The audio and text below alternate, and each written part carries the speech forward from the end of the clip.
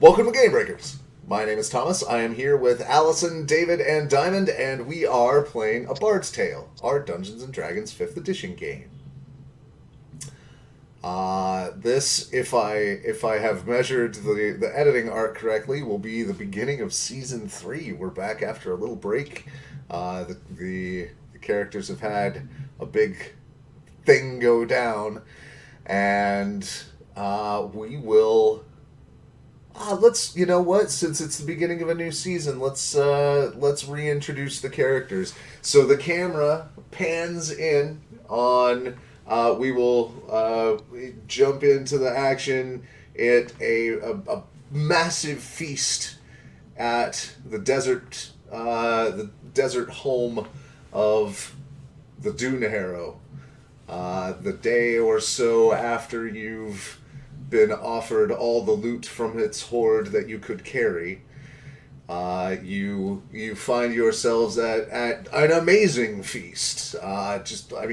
Keeping in mind that it is peopled almost entirely by snake folk of various amounts of snakiness. You now see there's a broad range of snakeness that Yuan-Ti have, from the abbotess, who you knew and who sacrificed herself in the victory, who was mostly human but had some vaguely snake-like shapes and features in her eyes and things, to, full-on just massive snakes with arms and everything in between.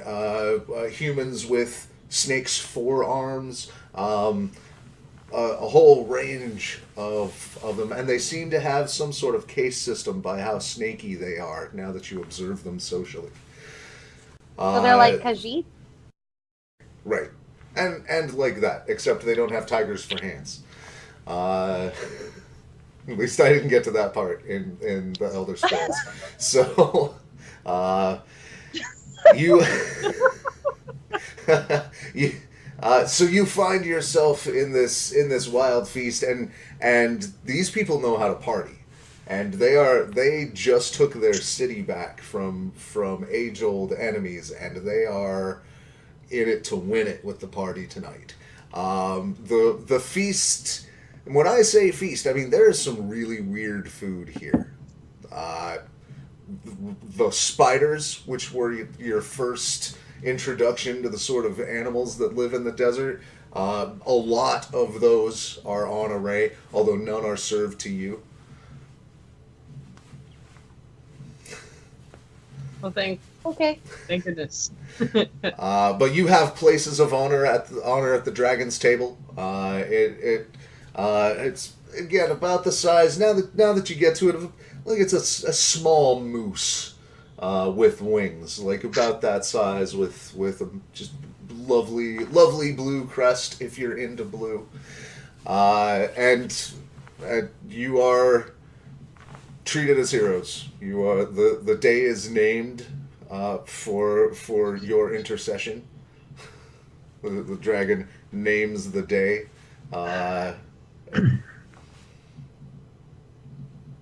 Woo, nice.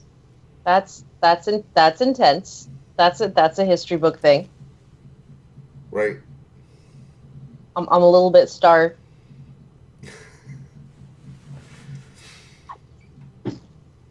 But you have your loot. You're able to say any goodbyes you like. If there's anything you wanted to do before you leave the desert. You are... We're all making faces like, oh god. You are presented with a gift, Yeah. Struana.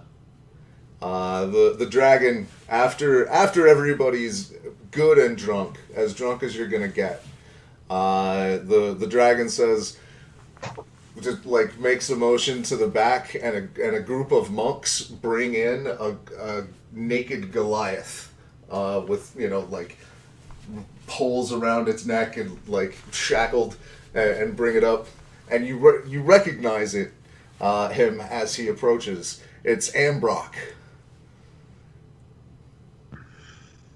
Struana, you had such excellent ideas for reform in our culture. I thought this would be an excellent time for you to give us an example. As my gift to you for saving my people through me, I grant to you the fate of my enemy, the general of all the forces of the tribes of the moon. I will not countermand your decision this once. Do as you please. God damn it. And it kind of steps back and grabs a big hunk of some massive leg of meat, looks like some sort of reptile, and just digs in, like starts gnawing on it and watching what you do. Well, go ahead. Well, God damn it. I hate you so much. Ambrock looks mad. I didn't even finish Really? the tweet. I didn't even finish the tweet, you know? I was making a tweet. Is it auspicious to begin with a feast? I am going to approach him and just be very plain that this was the best option for us. What do you think's fair?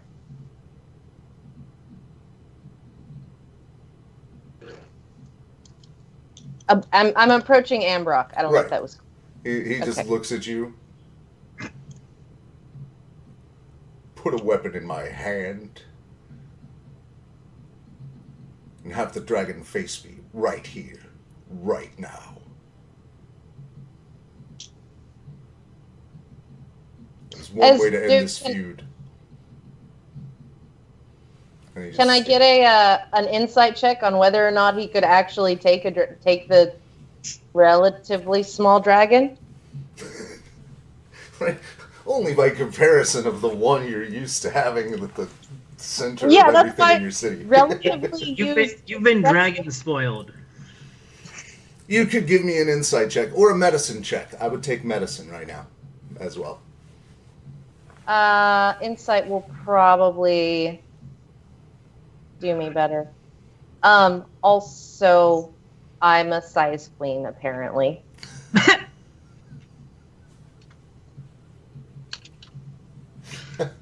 Welcome back to the show, everybody.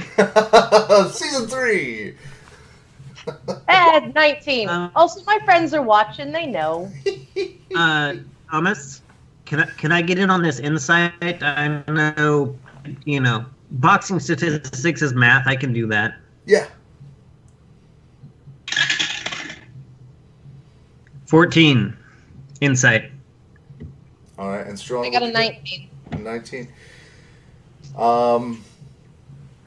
What you can determine of what you've seen them do, Ambrock is more deadly mounted and armored, but he's got some magic behind him, and it'd be tight. It'd come down to dice, honestly. But right now, in the state that Ambrock is in, he's not at the top of his game. Even if you unshackled him and put a weapon in his hand and cured him up, he's, it's like taking Stan out of the armor. But also, that's what he wants. So, I pick your own switch, I guess. Okay. It's also a matter of if the dragon accepts the challenge. He's already won. So there's this. I'm the thing that the Gensai advisors said to us about foreigners meddling in the affairs. I'm trying to unmeddle as much as possible. I had to get this thing done because it's our affairs, but it's I don't live here. What do you want to do? Okay, we'll do that. So I'm also gaming on this dragon wanting overkill.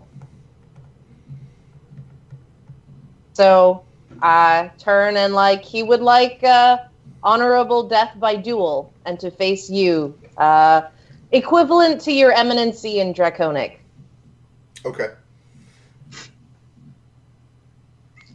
Is that your wish?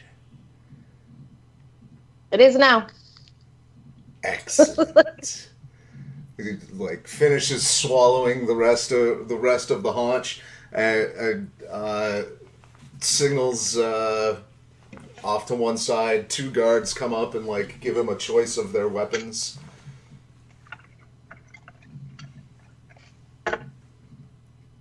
He goes for a spear. He goes for a halberd.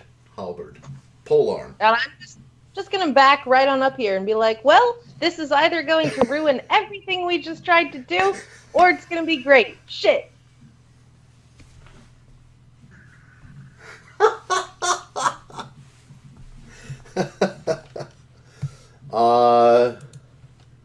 So I'm gonna do a couple of very loose rolls. We're not gonna sit and watch 2 NPCs fight. That's just ridiculous. If you wanted passive media, this was not the place to be. You couldn't stretch that to 2 hours? I could. It would be boring. Throw in some... Put it to an electronica beat. Anyway. It's relatively fast. The dragon's attacks are heavy, magical, and front-loaded. He gets some good shots in. He affords himself well. He goes down like a warrior. With my last breath, I stab at thee.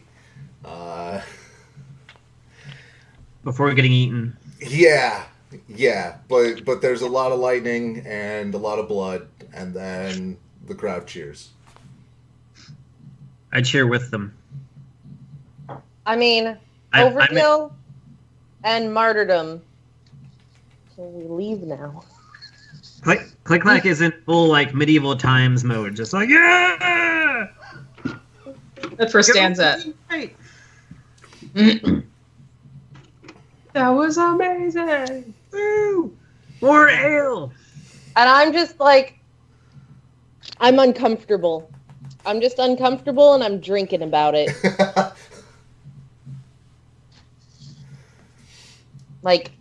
Pumping Stan every time I want to do a shot equivalent. Stan, shots. Good shots. He's giving you a lot to drink about. And then you can be on your way as soon as you like. I don't know how long you want to stay and get to know the local culture. I mean, I'm fascinated. Where did the crash happen? Or where did the aircraft we were in crash? Well remembered. By the time of the end of the feast, a couple of guards come in and inform the dragon that there is an air elemental hovering directly over the head of the snake, which is you guys are in about the brain pan of the snake, as far as the shape of the city and where the room is carved.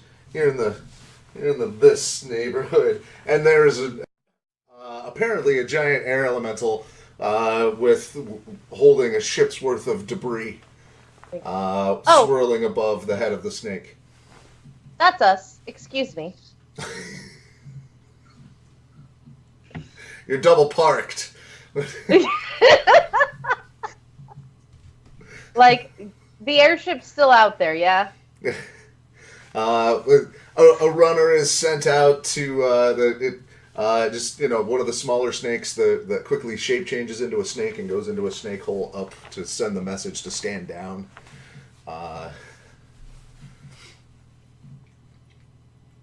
So our airship, the Gnomish airship, is still out there, right? They are docked on the back of the hood, which is where most airship traffic is taken. So it's not far away. It's they're docked in the city. Okay, but this thing, if I tell it to go to that airship and drop the stuff off there, it'll do that? Not if you tell it. Not if I tell it? David needs to tell it. ClickClack. Who's Yes. David? Oh, speaking of which, for the beginning of season 3, we Was panned wondering the if you were camera gonna in, do and I that. totally forgot to have you guys reintroduce your characters. Speaking Let's of meet our cat. ClickClack, And it never happened. right? He Who was- are these people? Let's start with ClickClack. What do you look like There'd be an ethical now? dilemma. What? Let's start with ClickClack's character description. What do you look like now? Now, a very windblown and haggard and deeply tired, clean-shaven gnome with he's normally clean-shaven, but now he has like a 9 o'clock shadow. Goggles on forehead, dust on lenses, dressed like leather armor with workman's overalls over it, and constantly mounted atop a giant crab. It's a regular organic giant crab, but her shell almost looks metallic. It's this really shiny silver exoskeleton.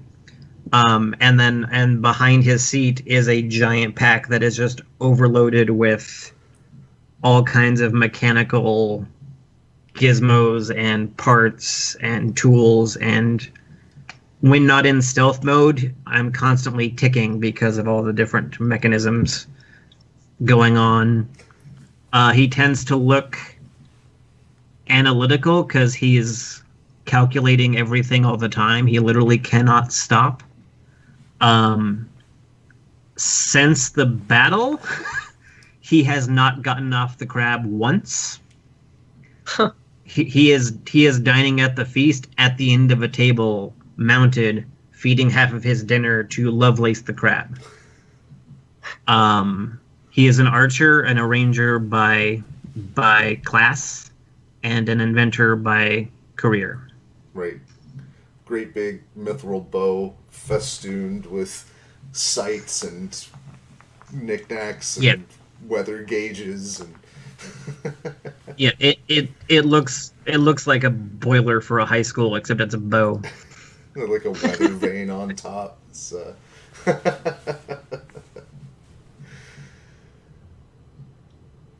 seated near ClickClack would be Struana. What do you look like right now? So, she is a not terribly tall dwarf. She's got a sunburn at this point. Typically, it's just like pale and freckles, but right now I got a sunburn. And you know how braided hair looks after like 5 days? Where it just gets, that's basically that, only probably damper. So she's not looking great. There's probably some holes in what she's wearing. She's also like getting pretty thin. Like, she at this point does not look like it's they're the people that you like look at twice at this point. Like, well, that's interesting. And despite that, she seems to be eating an awful lot. Just like constantly the food in the face.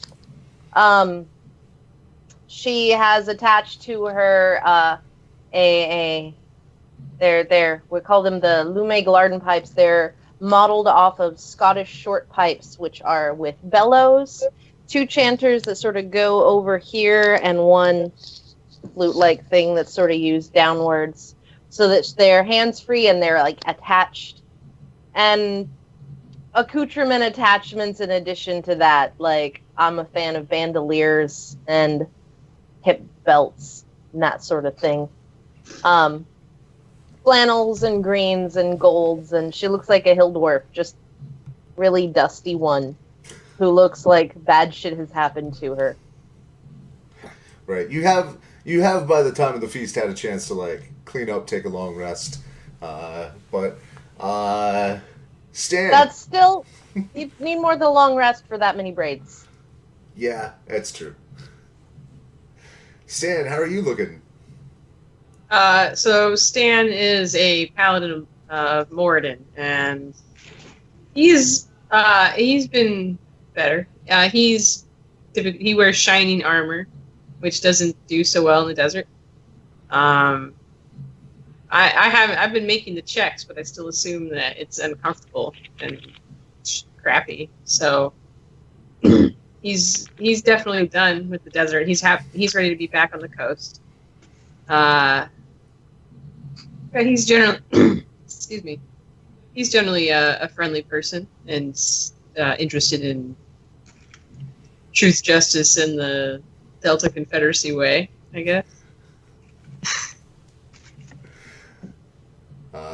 Human. And he doesn't really keep much for himself. He has a bunch of money and some magical armor, but he's not, he still sleeps on a cot in the church most often. Or whatever bar table he passes out on. Oh yeah, and he has a drinking problem. He drinks a lot, and I don't think they called it a drinking problem back in medieval ages. They called it a high constitution. So you guys are able to leave the city and the party whenever it's time. I am so done with the desert. Just. I'm sure you have a fascinating culture, and I would love to come back and visit. Bye. From the wreckage of the airship type deal that we crashed, I want this. Bornor had a shield. I want the shield. It's there. We should make sure you get that shield. I hate that shield. I'll like that shield more when it's on our side. It is now. Yeah. If you want to write this down, I'll make you a card for it. But it is a +3 shield that if you are attacked by melee, the attacker immediately receives 2d6 damage. Yeah. Hit or miss. Once they target you with an attack.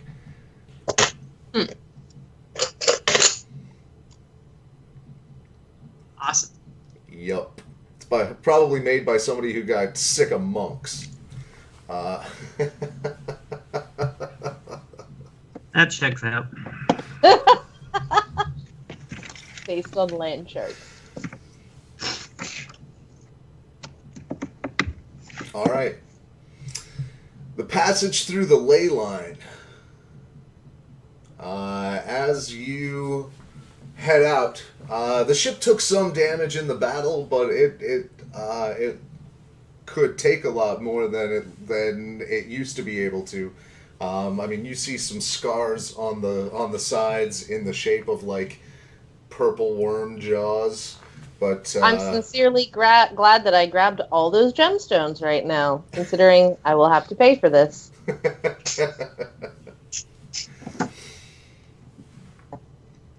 When you approach the ley line, the ship battens down. The captain calls you in for a meeting, like as it starts to loom on the horizon.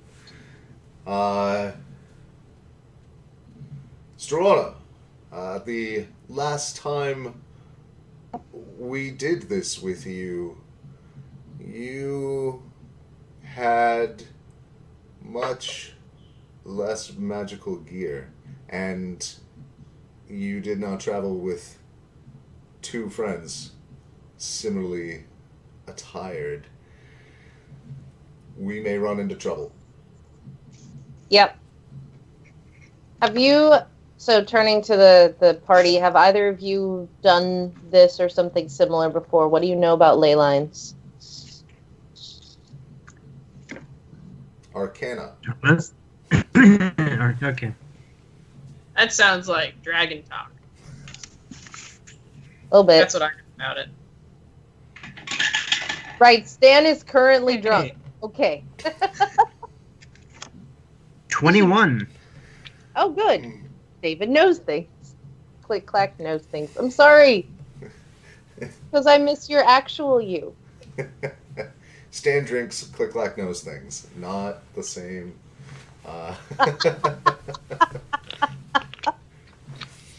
So, ley lines are areas of wild magic.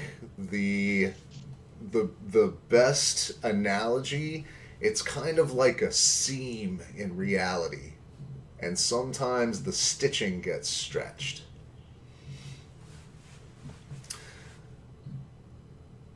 Interplanar incidents and incursions are common up and down ley lines, and they seem to be fueled by magic in the area. Spell casting, magical weapons, magical items, anything like that, especially arcane in nature, fuel sort of the miasma of the ley line and can generate storms and living spells and just awful. Struana saw it happen once as you guys are commiserating. A living lightning spell in the shape of a griffin attacked her ship. It was a real jerk face. That sounds terrifying. A little bit. But my understanding is that by simply having more magical items, we're at greater risk for that to happen, which means... Can we put them in, like, a bag of holding? I mean, that's also a magic item. That presents its own problems.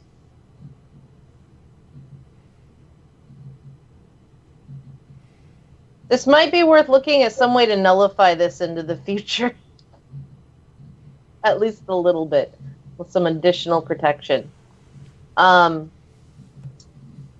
long does the journey through the actual wild magic zone take again, Thomas? Approximately? Well, the question would probably be to the captain. If time remains stable through the whole passage, which is not a guarantee, assuming the season's normal width, it could be 2 hours.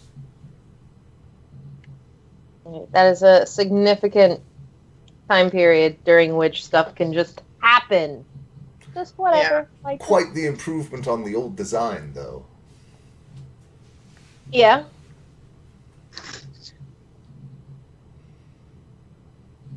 All right. Bag of holding would be a significant decrease in the overall magical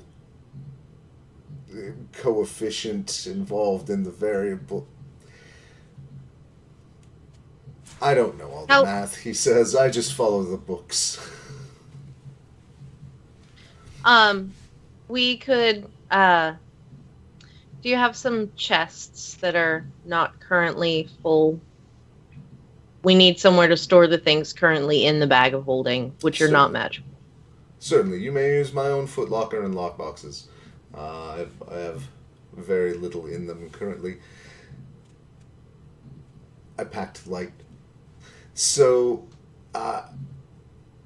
you may also want to unattune from any especially significant magical items. Breaking attunement lowers risk as well. Okay. That's good to know. That's very good to know. It's worth...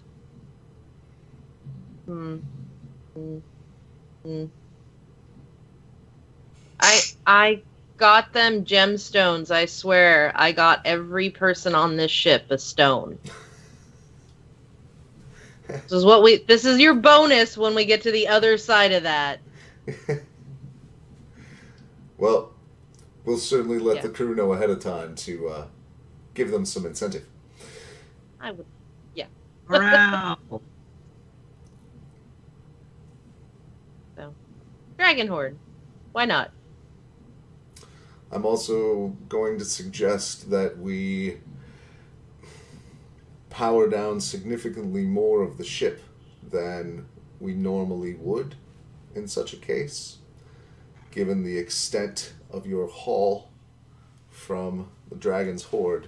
I mean, a single bag of holding, or even 2 or 3, is not going to be sufficient for everything you carry. True. Well, we'll start with the things that seem to attract a lot, or what we can guess would. I don't actually carry that much magic. Don't forget about your robe. Yeah, I have the robe and a ring of evasion, and that's kind of it. Lovelace's claw-mounted shield weapon is magical. Oh, I did not know that. Oh Okay. yes, it magically reshapes into bludgeoning, slashing, piercing, Gotcha. and will extend to give reach. It's a Terminator finger, the T2000 or whatever, T1000. I also don't want to put away our defenses as we go into a dangerous area. You both are really fantastic, without magic. That's beside the point. Our defenses will become the things attacking us, essentially. It's not going to work right. All right. I put the ring and the robe and the claw thing in the bag. And the bow. I'm going to spend What? Your bow. I also have a bag of holding. The bow's magic? Your bow? Yeah. Yeah, mithril, a magical material. It's got the lightning enhancement. Oh. Well, shit. I gonna start spend a half an hour thinking about things on each thing and detach myself from some of these things. All right. Yeah. I feel holes in my soul. Fortunately, this is exactly why I have a pair of panpipes that have no magic on them. I could still use them. Do you remember the possibly evil short bow?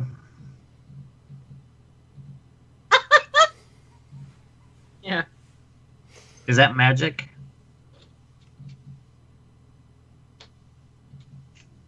I don't honestly remember whether it was enchanted. Then tell me right now. Yes. Okay. I have a dagger. There are standard weapons on there's an armory on the ship. They have a bow. I need a bow. There are bows. I'm gonna go get a bow. And some arrows. All of your arrows are fine. That's all alchemy and chemistry. Alchemy doesn't count as magic? Not really. It's So, a very, very, very gray line. alchemist fire, I would just assume is magic. It's basically orange juice and gasoline. Don't try that at home, kids. You forgot the styrofoam. We're gonna get sued. Anyway, Stan has to pretty much strip. I mean, you got his armor, he has a cloak, a ring, his hammer, his other hammer. Struana, you gonna give him some music to strip to? His 3 shields. It sounds like a cake song. I feel like all cake songs would be excellent to strip to. Think about it, though. All right, so Maybe not sad songs and waltzes, but So the montage of you unattuning and setting all your stuff down, and everybody like laying out weapon after weapon after weapon on the bed, and like letting the magic go and unattuning, is interspersed with a shot from the air of the airship going way up, armoring over its dirigible portion and cutting the engines. Putting all the sails all the way out and just letting the wind glide it for as long as it can. Before we do that, did we cover that ClickClack talked to the air elemental? We were trying to segue to have that happen just to make sure that happened. Yeah. Okay. We didn't have to play out that scene. You guys said you went and made the recovery. So if you guys want to keep all the debris or just leave it all behind. That's a look at ClickClack thing. Are we keeping all the debris? Does it look like I can fix it? Ooh. It would take a really long time. You'd basically be building a new airship out of some of the parts. Right, but okay. What's left look worth bothering with to start building a new ship? A lot of the core components are salvageable, like the helm, which is the thing that magically powers the whole thing, the sort of the center of the thing. That's salvageable. That's the most rare part. It's sort of like a wrecked parts car. Basically. You can get an engine out, you can get the steering column, but... Is it hard for the elemental to keep all this stuff going? No, it's still bound to all these pieces. They can't get away from it. Gotcha. Okay. So it's not a juggling act for him. It's just it's just right. Yep, part of just. It's just a skeleton spinning around inside of him. Yep, it cannot speak right now. Like it was fairly articulate when it was connected to the helm and everything was working. It's just a mass of mostly sentient air right now. I can't imagine how that's going to be a problem. But you can, it can deposit all the things in the hold, and you guys will have all of that. Briefly, I didn't put Darren's Ancient Fortress in the bag of holding because I think putting a space inside a space makes everything explode. So that was not a magical item that I put in the bag of holding. Well done. High wisdom score, Stan. What'd you say, Dan? I said everything being reality. Like, definitely finger. I'm the finger of portent. Jesus. Definitely finger. She's just making a to-do list. Right. All of the new stuff, like...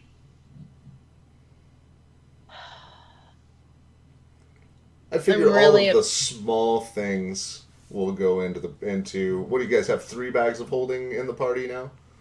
Yeah, and I think we each all have about one. 60 pounds a piece. So I'll have the small stuff. I have 2. Shoes, rings, helmets, robes, right?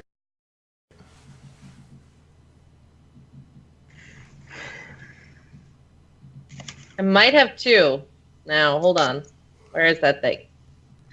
Decanters of endless water? Yes. Yeah, I forgot to mention that.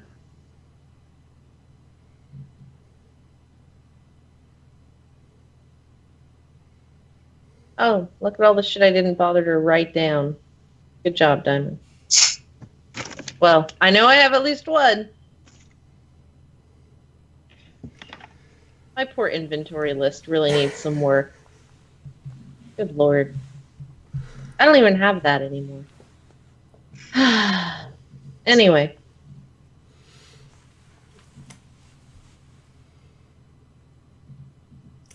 So we put all the magic stuff into bags. Indeed. By the way, you guys level up briefly. Struana, did you take another level in Warlock or another level in Bard? Just out of curiosity. I'm thinking about Bard, Okay.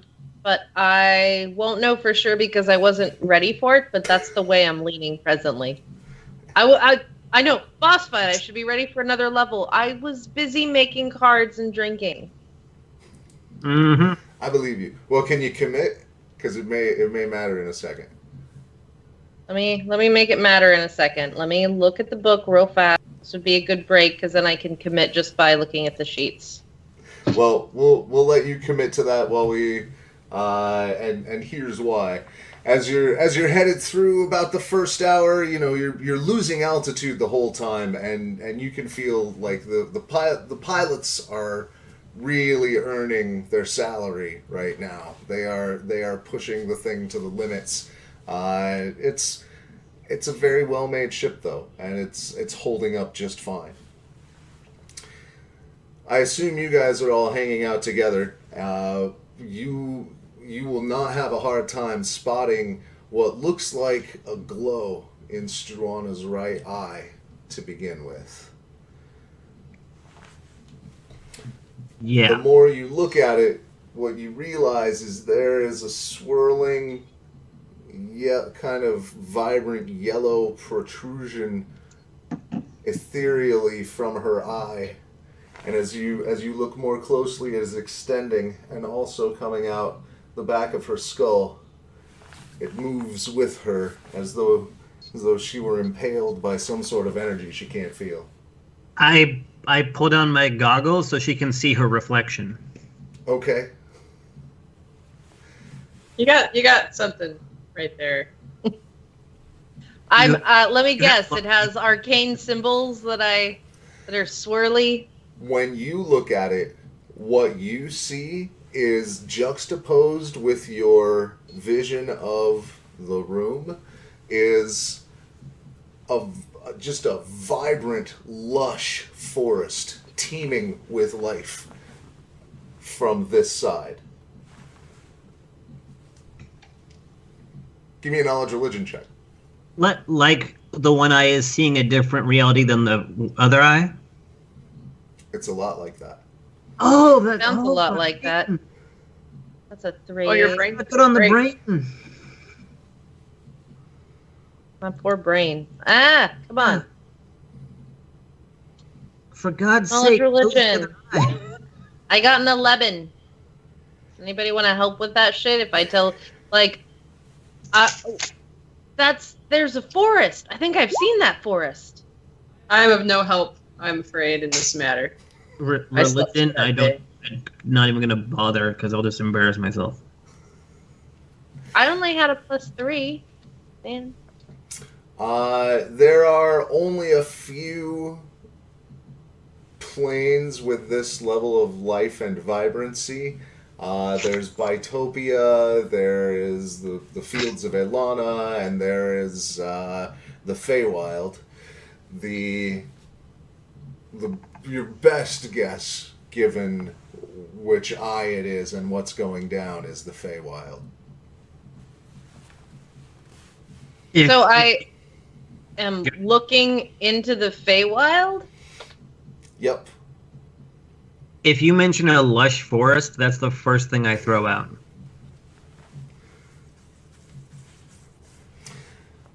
You see large armed contingents as you're sort of sweeping, like your eye is untethered from reality. It's like a roving camera.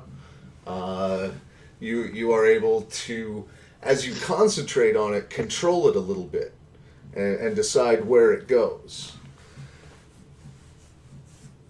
You see from the air, the roads through this forest are teeming with armed contingents of trolls and centaurs and other fey creatures, Ladrin, just gearing up for war. It looks like there are contingents amassing. I verbally describe that using all the verbal description skills at my disposal, because as it turns out, I'm not bad at that one. Thomas, Yes. as a wandering ranger, can I know that that's the Feywild, or is that metagaming? I think she I work mentioned for it's probably the Druid, Feywild. That tracks with what you know. I'm an agent for druids. I know about the Feywild. I also am gonna say, like, since that's a thing that I rolled decently enough to get that on, like, this could be these things, but it's probably the Feywild, and also like I know the pact is with an archfey. That's not a mystery, right? Yeah, that's so you're aware of what has happened. So yeah, that makes sense. Oh, this is from your Warlock pact. Okay. This didn't just happen. I just kind made of just happened. Don't mind me. Right. She literally asked for this by writing it down on her character sheet. No, what's sad is my other character is a Fey Pact Warlock, and it still took me this long. So are you taking a second level in Warlock? I guess the question is, do I already have... Can I double proficiency?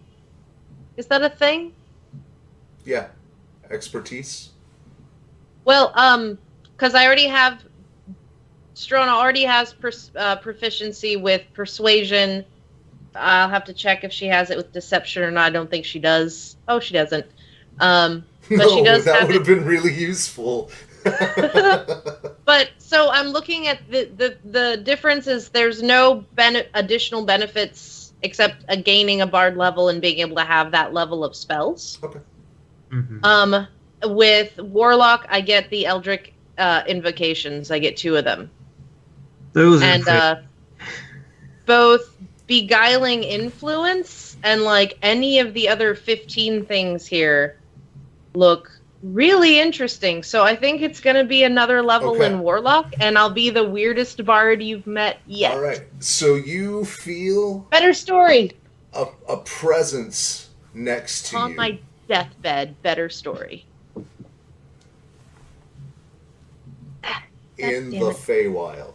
You feel a presence there next to the you that seems to be there. I'm going to try and look at it. When you look, you turn and it's like a camera swipe, and the Feywild itself changes. It's now dusk, just after sunset, and everything is late autumn. The leaves are falling off trees. There are predators in the woods. There are Eladrin and Darklings and other darker fey creatures, redcaps, roaming the roads, and werewolves prowling the night.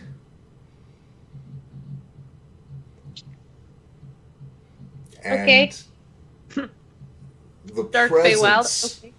remains there just on the edge of your sight.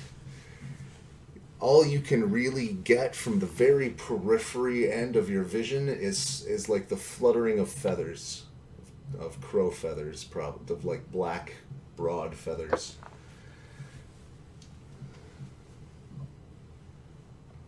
Like, it's you, the crow. He told me about you. Are you the... God, what would the language be for that? Are you the one... It's not the one who's helping me, the one I've made a pact with, I guess. It's more like an intertwining. You are the one that I have chosen. Dun, dun. And here, in the weakest part of the worlds, I can finally tell you what must happen.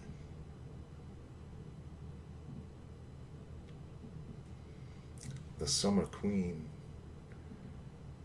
seeks never to see me again.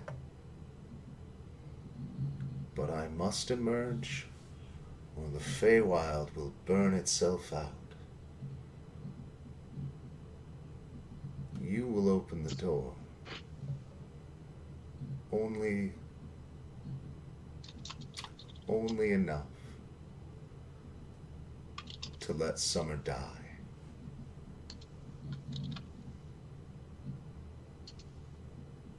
Do you agree? Does the Feywild not have seasons like we have seasons? Like, Your Arcana check did not end up that high. I didn't roll an Arcana check. I rolled a history check or something else. You didn't ask me to roll an Arcana check. I could do that. For the eyesight. You got an 11, if I remember right. That wasn't. You that was. have much to learn, and No. you will. You must, or else you too will flame out.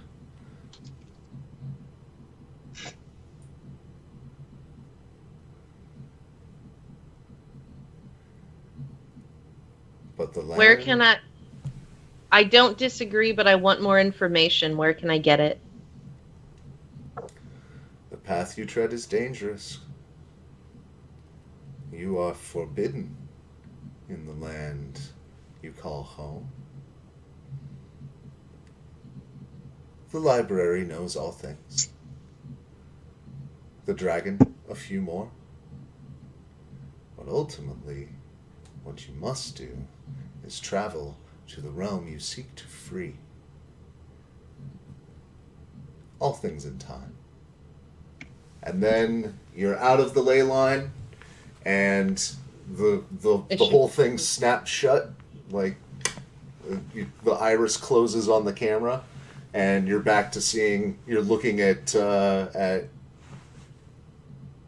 ClickClack's goggles, the reflection. Well, And- I got the next adventure, y'all. While that was happening, I've just been drawing the energy thing coming out of her head. Okay. I'm making like diagrams of different perspectives of it and trying to just document this thing. Holding a mirror up so you don't have to move your head, so she's still mesmerized by the thing. The other thing you notice as this fades and you're looking right in her eyes is she has one yellow hazel eye now. One hazel eye, one brown eye. It's great.